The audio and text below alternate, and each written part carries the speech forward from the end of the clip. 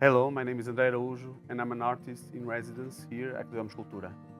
I've been doing different things from individual to collaborative practices that in the beginning I thought to be very distant, but then starting to understand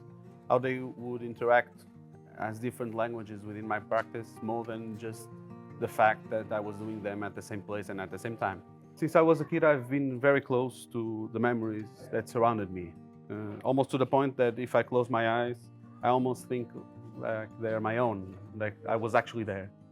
I'm always very drawn to conversations about old things, old cars, old memories. And of course, border memories are very impactful in that way. Personally, in my family,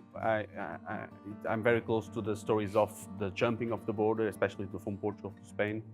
but also all these sensorial aspects that evoke and are part of this symbolic representation of the space itself. And of course, for this work,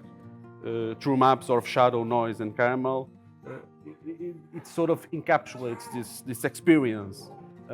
from the tangible to the intangible, to almost think about the traces, the memory traces of these symbolic interactions that come from this structure and established notions of the border itself. And of course, in that way, the shadow from the paper itself and my relationship with the sensorial aspect of this particular memory of the going to buy the caramel candies. And for this residency, I brought with me this paper from this very close memory, individual but yet collective memory of this experience of going to Spain to buy these caramel candies that, of course, weren't as common here in Portugal during the fascism. And this memory, of course, evoked more than the sensorial aspect of eating the caramel itself, but also the relationship throughout the stay I started to build with this material, you know, and the way, testing the way it shadows and the shadows it could create, the different patterns and the different things that I could with it use, and the exploration of the material itself was indeed an exploration of this memory, you know, and for that, of course, I started to relate it to the structure and the way to think and to think of how the caramel candy could relate and mix itself